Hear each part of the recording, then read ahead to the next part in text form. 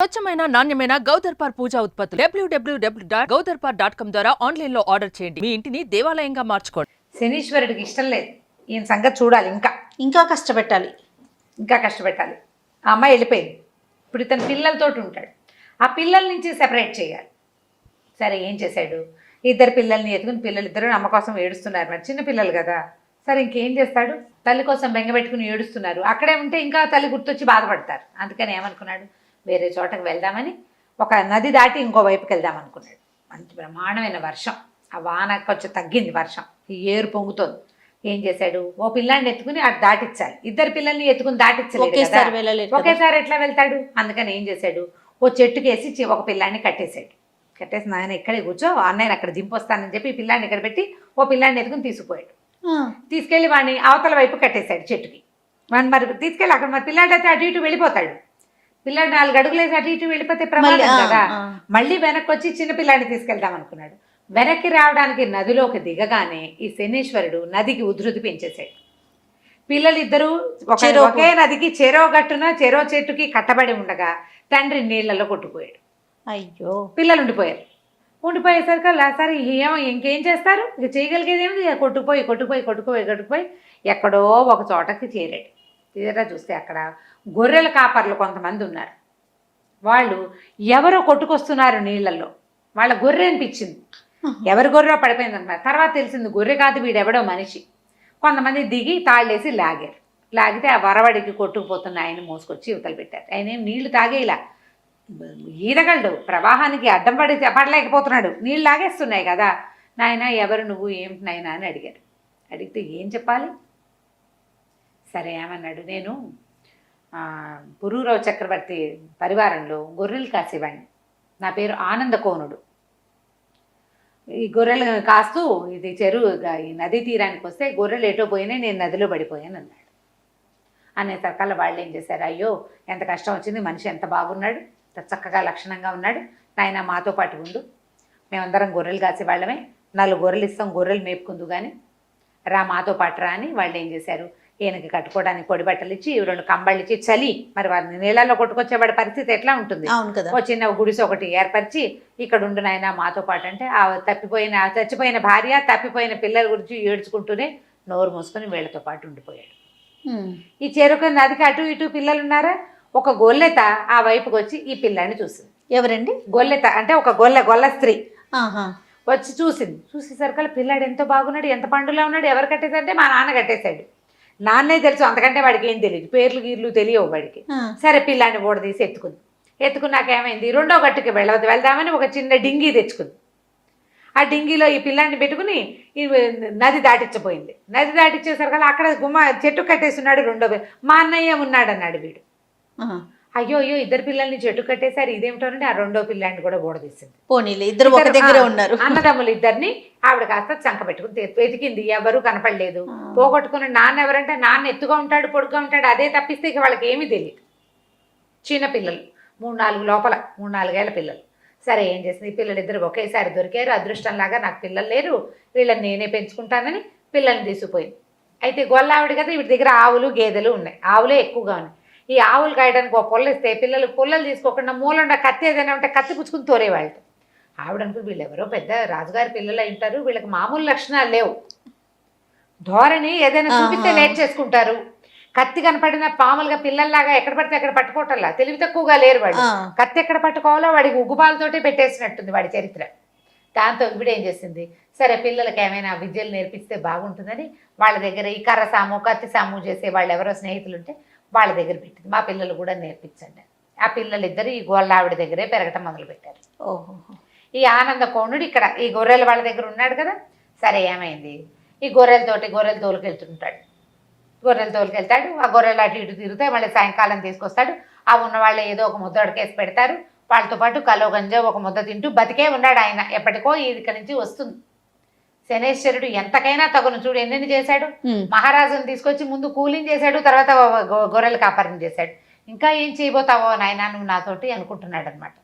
అయితే ఏమైంది, ఈయనకి చాలేదు శనీశ్వరుడికి, ఇంకా ట్రై చేయాలి. కానీ ఈయనకి చూడండి తెలిసి కూడా కష్టాలు పడుతున్నాడు ఇంకా కూడా. మరి చెప్పాడు కదా యవనంలో పట్టుకోమన్నాను, పట్టుకున్నాడు, మరి ఇది తప్పదు, ఇంకా అనుభవించాల్సిందే. అనుభవించాల్సిందే. దీనికి తిరుగుబాటు చేసి గొడవ చేసి లాభం లేదు, తల ఒగ్గటమే అంతే. ఇంకా సర్దుకుని ఉండటమే. సర్దుకుంటూ ఉంటే శని సర్దుకున్న వాడిని గెలిపిస్తాడు జయ.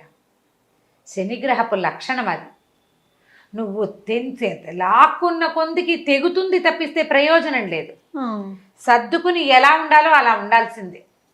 అంటే ఎట్లా కాదు రమ్మగారు, మీ ఉద్దేశం అంటే కష్టం వచ్చినా కూడా దాన్ని అనుభవించాలి. నీకు ప్రారంధ కర్మాన్ని అనుభవిస్తే తీరిపోతుంది కర్మానుభవం.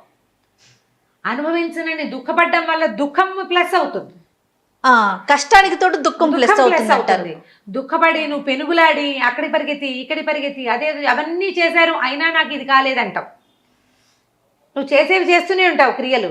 ఇది ఎలా చేయాలి? చేయాల్సిన పని చేసినట్టుగా చేయాలి, దీనికి ప్రతిక్రియగా చేయకూడదు. నేను 4 గుళ్ళు తిరిగాను అయినా నన్ను ఏ దేవుడు కరుణించలేదు అనకూడదు. అసలు భగవంతుణ్ణి ప్రశ్నించకూడదు. శని దశ ఉన్నవాడు తల వంచుకొని వెళ్ళిపోవాల్సిందే. వంచి ఎంత బరువు నువ్వు వంగిన కొద్దీ వేస్తాడు, నువ్వు మోసిన కొద్దీ నువ్వు నచ్చుతావు ఆయనకి. మోసిన కొద్దీ నీకు తర్వాత జీవితం చాలా బాగుంటుంది. నేను అదే అడుగుదాం, చాలా బాగుంటుంది తర్వాత జీవితం. శని దశలో నలిగిపోయిన వాళ్ళు ఆ దశ తర్వాత దశలు తిరిగిపోతాయి, వాళ్ళకి దశ తిరిగింది అంటారు చూసావా, అట్లా తిరుగుతుంది. వంగాలి, భగవద్ ప్రార్థనే చేసుకోవాలి, ఎక్కువగా భగవంతుడి పాదాలే పట్టుకోవాలి. ఈ కష్టం గట్టెక్కే మార్గం చూడమనాలి. సరే ఏం చేశాడు ఇప్పుడు ఈ శని ఏం చేశాడు? ఇంకా కొంచెం ఎక్కువ పరీక్షించాలి. ఆ ఊరి రాజుగారి అంతఃపురంలో దొంగతనం జరిగింది. అంతఃపురంలో ఆయన దొంగతనం జరిగినటువంటి వస్తువులు మూటగట్టి ఎక్కడ ఈ ఆనంద కోనుడు పడుకుని ఉన్నాడో పూరి గుడిసెలో అక్కడ తెచ్చిపెట్టాడు దొంగ. చూసారా? ఆ పని చేయించాడు ఆయనే చేయించాడు, అది కల్పించాడు. అది వాళ్ళేమో దొంగని వెతుక్కుంటూ వచ్చారు. దొంగ ఇటే వచ్చాడు, కనపడుతున్నాడు. మామూలుగా దొంగలు అసలు కనపడతారు? కనిపించరు, మాయమైపోతారు. కానీ ఇక్కడ కనిపించాడు వాడు. ఎక్కడి నుంచి కనిపించాడు? అంతఃపురం నుంచి ఊరంతా తిరిగి ఈ గొల్లలు వీళ్ళు గొర్రెల కాపర్లు ఎక్కడ, గొల్లలు కాదు వీళ్ళు, గొర్రెల కాపర్లు ఎక్కడున్నారు? ఓ నదీ తీరాని ఉన్నారు. అక్కడికి ఆ నది కొంచెం ఊరికి దూరంగా ఉంది, అక్కడ దాకా లాక్కొచ్చాడు ఆ దొంగ వీళ్ళని, సైనికుల్ని. ఈ గదిలోకి వెళ్ళి అతని దాంట్లో పడేసేసి వెళ్ళిపోయాడు. ఆ దొంగ కూడా సమున్నతాకారుడు. ఇక్కడ పడుకున్న ఆనందకోణుడు సమున్నతాకారుడే. మరి గమ్ముకొని దూరం నుంచి చూస్తే ఓ పొడుగాటి మనిషి చేతులు ఊపిస్తూ పరిగెడుతున్నాడు. పొడుగాటి చేతులు, ఇంత పొడుగువాడు, ఎత్తు, వాడికి మీసాలు ఉన్నాయి, గడ్డాలు ఉన్నాయి, జుట్టు ఉంది, అవే కనపడతాయి చీకట్లో. అంతకంటే ఏం కనిపిస్తాయి? ముక్కు మూతి కనపడవు కదా, ఒడ్డు పొడుగు కనపడతాయి. ఒడ్డు పొడుగు కనపడుతోంది. వీళ్ళంతా వెతుక్కుంటూ ఇక్కడికి వచ్చారు. ఈ పాకలోకే ప్రవేశించాడన్నారు. ఆ పాకలో ఆనందకోణుడు నిద్రపోతున్నాడు. ఆయన పక్కన మూట పెట్టుంది. ఏ దొంగ అయినా మూట పక్కన పెట్టు పడుకుంటాడు. ఆ పాయింట్ వాళ్ళు పట్టుకోలేదు, ఈయన పట్టేశారు. అందరూ అతనికి ఏమనుకున్నాడంటే ఇక ఈ గొర్రెల వాళ్ళంతా ఇతన్ని గౌరవించేవాళ్ళు. ఇతని ముఖవర్చస్సు, అతని పద్ధతికి వాళ్ళెవ్వరూ ఏమీ అనేవాళ్ళు కాదు. చాలా ప్రీతి నేర్పేవాళ్ళు. ఆ ప్రీతిని చెడగొట్టాలి. ఆ శని దశలో అట్లాగే చీత్కారాలు వస్తాయి బంధువుల నుంచి కూడా. పాపం బంధువులు స్నేహితులు ఎవ్వరూ దగ్గరికి రానివారు. అందరితోటి విరోధం వస్తుంది, అందరూ దూరం పెడతారు. ప్రతి వాళ్ళ చీత్కారము పడాల్సి వస్తుంది. ఈయనకు అట్లా వచ్చింది పాపం. ఈ గొర్రెల వాళ్ళ ఆశ్చర్యపడి, ఇదేంటి మంచివాడు అనుకున్నావు, ఈయన దొంగ, నిశ్శబ్దంగా ఉంటున్నాడు, ఈ పని చేశాడా అన్నారు. సైనికులు వచ్చి పట్టుకుపోయారు. రాజుగారు ఆశ్చర్యపడి, ఈయన దొంగ ఏమిటి, మనిషి చూస్తే ఇట్లా ఉన్నాడు, సార్వభౌమ లక్షణాలు ఉన్నాయి. ఆ కిరీటం పెట్టుకునే చోట, ఆ భుజకీర్తులు ఉండే చోట గుర్తులు ఎవరికి ఉంటాయి? మామూలు వాడికి ఉండవు అవి. మణుల ఒరిపిడి ఉన్న గుర్తు వేరు. ఈయన అట్లా కనపడుతున్నాడు. మనిషి చూస్తే మంచి కళైన మొహం, మంచి వర్చస్సు, మాట గంభీరం. ఇది ఎట్లా ఉందంటే ఉరుగుతున్నట్టుగా ఉంది, మేఘగా గంభీరంగా ఉంది కంఠస్వరం కూడా. ఈయన ఎందుకు దొంగ అవుతాడు అని ఆశ్చర్యపోయారు. రాజుగారు డైరెక్ట్గా అడిగాడు, అయ్యా తమరే దొంగతనం చేశారా అంటే, ఇప్పుడు ఏం చేస్తాను నేను కాదన్నా ప్రయోజనం లేదు. మరి వస్తువు దొంగ ఒకచోటే దొరికినప్పుడు ఇంకా నేను చెప్పుకునేదేముంది, మీరు ఏం చేస్తే అది చెయ్యండి అన్నాడు. దానికి కూడా వడంబడిపోయాడు. ఇక అంతే దీపావళని. రాజుకి మనసు ఒప్పలేదు, ఏం చేయాలో తెలియట్లేదు. సరే మిగిలిన వాళ్ళని న్యాయాధికారులను అడిగారు. ఏం చేయాలంటే దొంగ చేస్తానం చేసిన వస్తువుతో పట్టుబడితే ఎడం కాలు ఎడం చెయ్యి కొట్టేయాలి. కాలు చెయ్యి కొట్టేశారు. అయ్యయ్యో. ఎడమ కాలు ఎడమ చెయ్యి కొట్టేసి అది ఎక్కడ వధ్యస్థానానికి తీసుకెళ్ళి అక్కడ ఎడం కాలు ఎడం చెయ్యి తీసేశారు. ఒక కాలు చేతితోటి అక్కడ పడున్నాడు ఆయన. పురూరవ చక్రవర్తి, అంత గొప్ప చక్రవర్తి.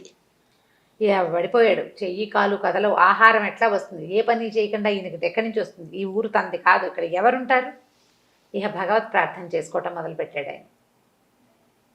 ప్రార్థన చేసి చేసి క్రమంగా ఆయనకి బుద్ధి ఎక్కడ వెలుగు వచ్చింది, సరస్వతీదేవి మీదకి వెళ్ళింది. ఇతను సరస్వతి తీరంలోనే తపస్సు చేశాడు ఊర్వశి కోసం 2 సార్లు. 2 సార్లు సరస్వతీదేవిని ప్రార్థించాడు. ఆవిడ ప్రత్యక్షమైంది. ఎట్లా వచ్చిందంటే ముక్కు లేని ఆడదానిగా వచ్చింది. ముక్కు లేదు సరస్వతికి. ముక్కు కోయబడిన స్త్రీలాగా కనపడింది. ఒక పాత గుడ్డ కట్టుకుని, ఓ నిమ్మకాయ, ఓ నూనె గిన్నె, ఓ చిన్న తెల్లటి గుడ్డ పుచ్చుకుని, ఒక పాత వాడిన చీరతోటి ముక్కు లేని ఒక స్త్రీలాగా కనిపించింది. కనిపిస్తే ఎవరో అనుకోవాలి, కానీ ఈయన గుర్తుపట్టాడు ఈవిడ సరస్వతిని. అమ్మ వచ్చావా జగజన్ని నన్ను కరుణించడానికి అన్నాడు.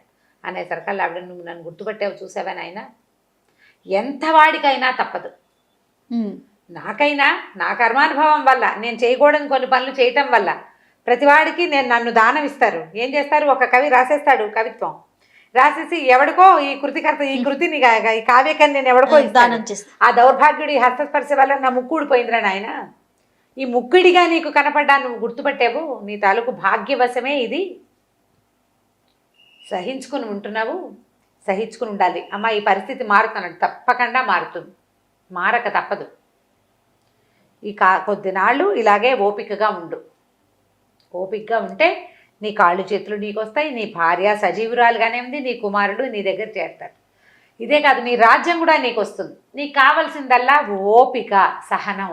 శనిని భరించటానికి ఓపిక కావాలి. సరే ఆవిడ ఏం చేసింది, అమృత ఆహారం తీసుకొచ్చి ఈయనకి ఆహారం, ఆయన నూనెను నిమ్మకాయ తెచ్చింది కదా, ఈయన గాయాలు 2 చెయ్యి కాలు లేవుగా, ఆ 2 చోట్ల కాస్త నూనె రాసి కట్టుకట్టి అక్కడి నుంచి ఈయనకి ఆహారం తెచ్చిపెట్టింది. ఆహారం పట్టుకొచ్చింది. అది తిని బతికున్నాడు అనమాట. ఆయన అక్కడే వచ్చే స్థానంలో నడిచి వెళ్ళలేడు, ఓకాలే కదా ఉంది, ఎట్లా నడిచి వెళ్తాడు, అక్కడే ఉండిపోయాడు. అయితే ఆ రోజుల్లో ఆ రాజ్యంలో పరదేశి కావలి శెట్టి అని ఒక శెట్టి గారు ఉండేవాడు. పరదేశి కావలి ఆయన పేరు. అయితే ఈ పరదేశి కావలి ఎప్పుడో వ్యాపారానికి పంపించిన ఒక నావ మునిగిపోయింది, దొరకలేదట. దొరక్కపోయేసరికి ఇక ఆశలు వదిలేసుకున్నాడు ఆయన. సరిగ్గా ఈ వచ్చస్థానంలో ఈ వ్యవహారం అంతా జరుగుతున్న కాలంలోనే ఆ నావ దొరికింది. ఆ పడవ దాని తాలూకు ఆనుపాన్లు తెలిసినాయి. నా పడవ తీరానికి వచ్చేసింది. కొన్ని కోట్ల రూపాయలు ఉన్నాయట అందులో. దాంతో ఈ పడవ దొరికేసరికల్లా ఆయన చాలా సంతోషించి అందరికీ దాన ధర్మాలు చేస్తున్నట్టు. దాన ధర్మాలు చేస్తూ ఊళ్ళోకి వచ్చాడు. ఊళ్ళోకి వచ్చేసరికల్లా అక్కడ ఏమన్నారు, కొంతమంది సైనికులు వాళ్ళు వీళ్ళు, మీరు ఇంతకు బీదా బిక్కికి దానాలు ధర్మాలు ఎవరికి చేస్తారు, సాధారణంగా బీదా బిక్కికి దానాలు, బ్రాహ్మణ దానం ఒకటి విశేషమైన దానం. ఆ కాలంలో అదే పద్ధతి. అయితే ఇది వజ్రస్థానంలో మొన్న ఒక ఆయన దొంగతనం చేశాడని చెయ్యి కాలు కొట్టేశారు ఒకడున్నాడు, అతనికి ఏదైనా ఇవ్వండి అన్నారు. అనేసరికల్లా సరే ఏదో ఆహార పదార్థం ఇస్తామని వచ్చాడు. వచ్చి చూసేసరికల్లా ఈ కాలు చెయ్యి లేకుండా అక్కడ పడున్న ఆయన చూసేసరికల్లా కరిగి నీరే ప్రవహించేశాడు ఆ పరదేశి.